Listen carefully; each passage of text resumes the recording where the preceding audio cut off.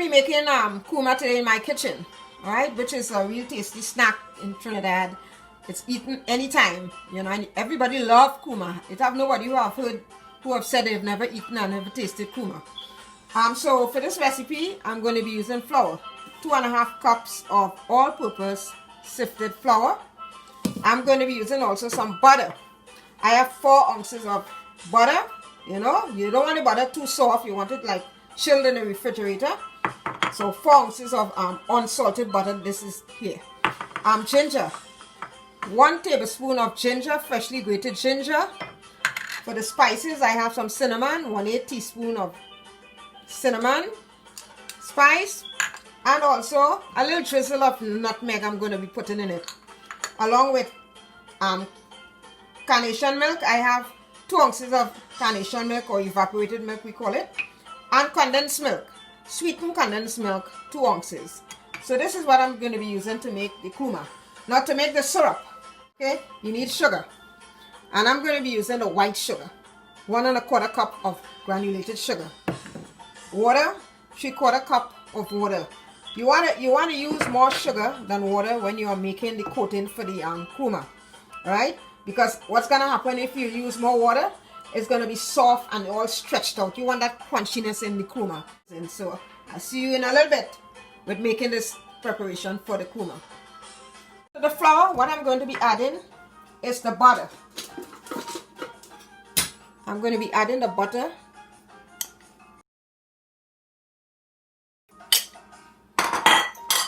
Also, I'm going to be adding the cinnamon.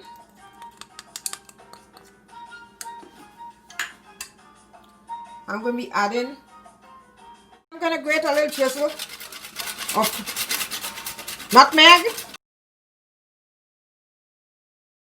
Then I'm going to add in the carnation milk and also the sweetened condensed milk. And what I'm going to do, I'm going to take my hand, take the tips of my finger in fact, and rub it into the flour.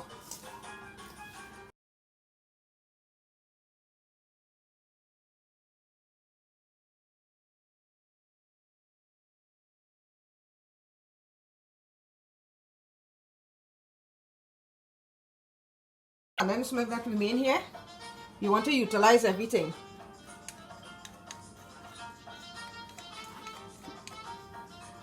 And a little bit of carnation milk here. Right, let me keep one.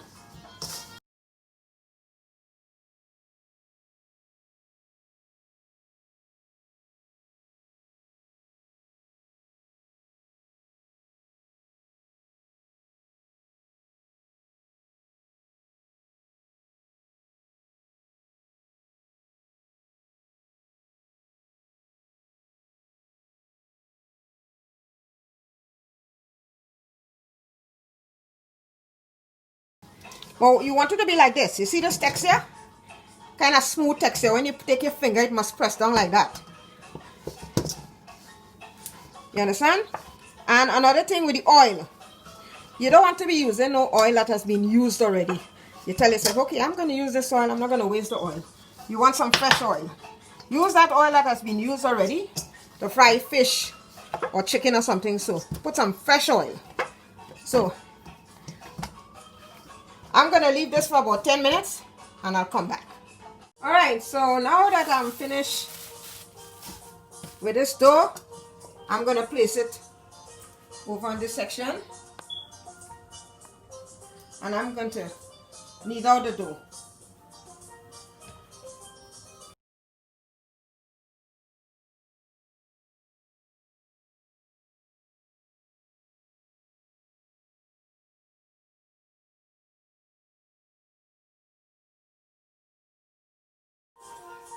So after putting some pressure into it, the dough will look something like this. What you can do, you could cut out the ends if you want uniformity.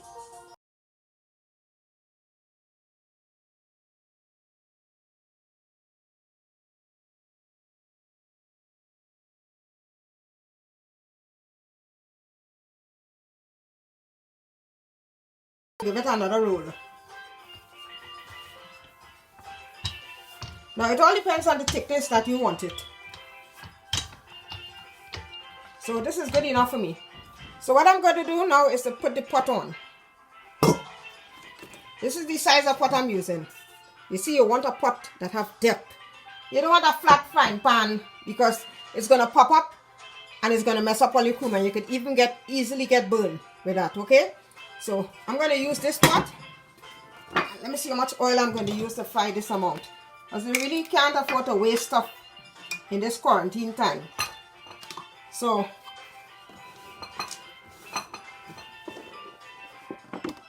this is 1 cup of oil,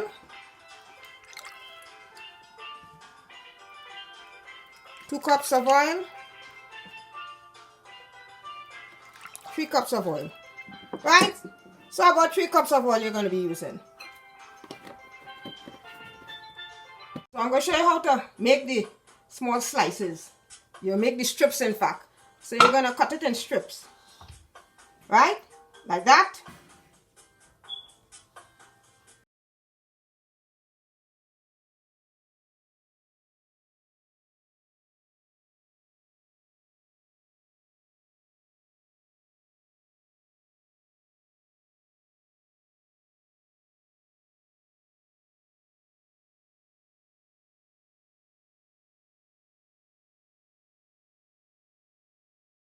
You keep on cutting it in strips. As I said, any size, if you want to make it longer, you can make it longer. Any size will work.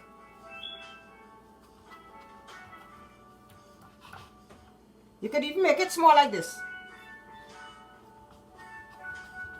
Or you can make it as long as this one here. But I can make it kind of small because I like them small. Kurma, this is kurma, guys. A real tasty snack in Trinidad. And it's loved by everyone. Right? I'm going to leave these this length. Now this one here, you see how this one is? You could cut this in the middle. You have to be no big artist into making kurma. Right? And I'm going to set this aside. A little bit that remain. You boil it up. Alright, you have the pot on medium to high. Okay? And in order to test to see if the oil is hot enough, I take a little piece and I throw it in. And it has to sizzle around. You understand? It must sizzle around. So you take this up, you see they are not sticking together. Look, they are not sticking together. You can easily take it and throw it here. Throw it here.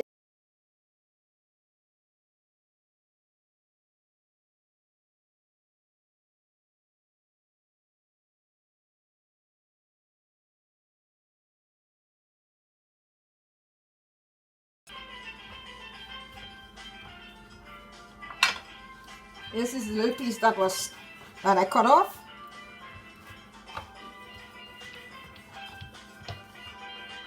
You take your finger, come on, use some art. Use some art in your craft.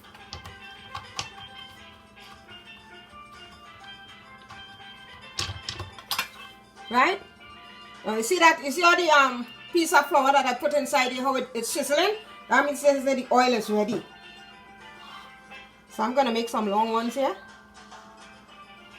Different shapes. Alright, so what I'm going to do now, I'm going to put the dough into the hot oil. See that bubble there? You know the oil is at the right consistency. Now if you let water get into this could pop up and really burn you very bad. Put the oil in, put the kurma in, and let it fry.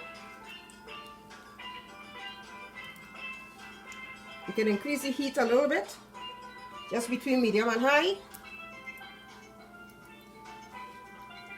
To have space for everybody.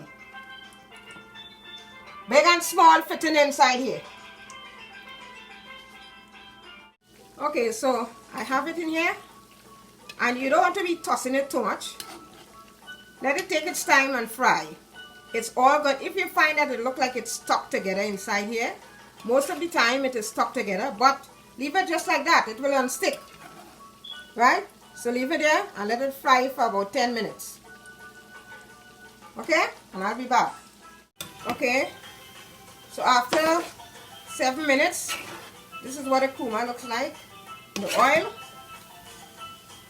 And you want all to, you have to move it around so that all can be well colored, have that nice golden color. I'll give it about 3 more minutes. And then I'll take it out from the oil. Now look how nice and golden brown this is. And you see the oil, the color, the oil must change too. You see the oil must have the residue from the kurma. You see that residue? That is to tell you that this thing is fried nicely. It must have a little residue in the bottom. See that residue? So now I'm going to take it out from here. This is 10 minutes.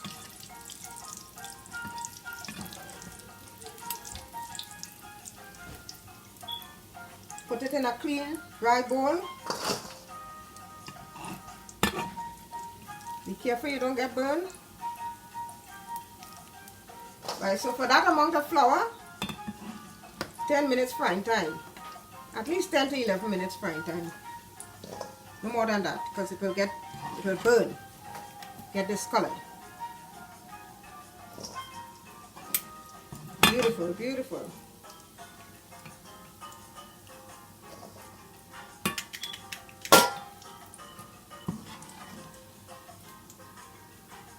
Kurma, guys, made from Chef Andrea.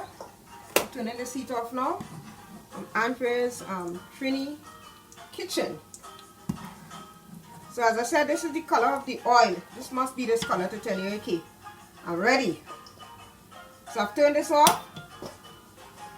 And this is how the kurma looks like. This is how it looks like in the bowl.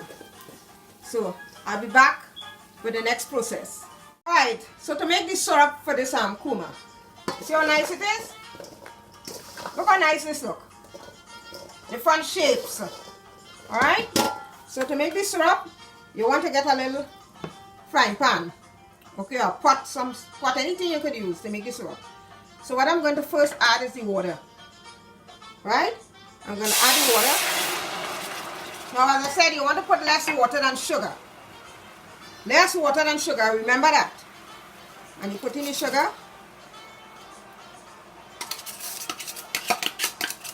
Put in all that sugar. And then I love to put in my ginger to give it that nice flavor. You put in that ginger and incorporate all that nice flavor. And you keep on stirring it. Now you have to keep on stirring it. You must be in the kitchen. Don't go anywhere else. Now this will make a sort of froth. You know? You ever see snow cone in the refrigerator? You take, look, this is what I'm talking about. You see, it must make that froth. You see that froth? You must see that froth. And then you keep on stirring until everything sort of crystallizes inside here. Wow, I can smell that ginger flavor. This is what I want to see, that froth. You have to see that frothy kind of look.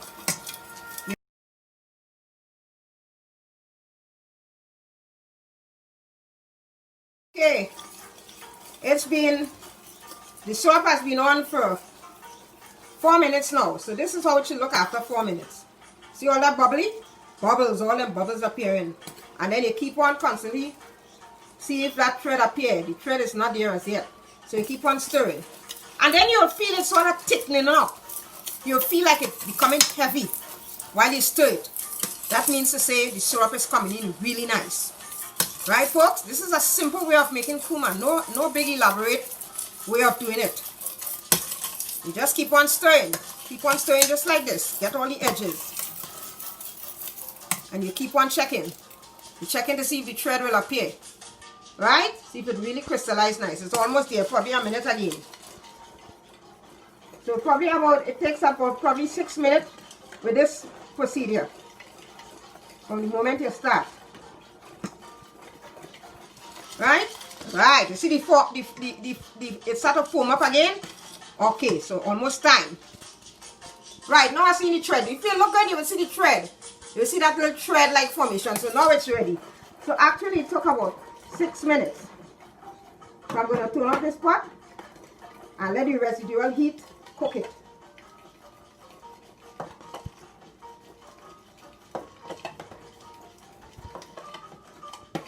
You look again.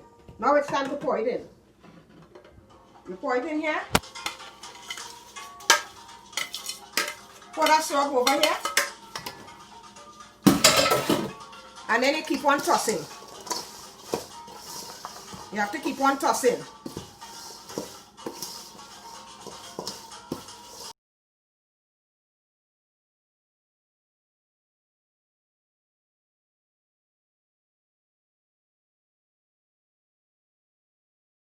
Sugar coating on the kurma itself. Now I'm going to just shake it up.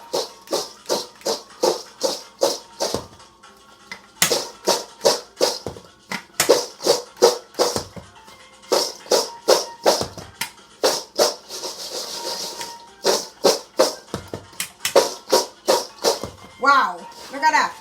It's all finished. Okay guys, so this is the end product of my kurma. They call it Mithai in Guyana. And I'm telling you, it smells so good. It is really nice. So I'm going to taste one of it.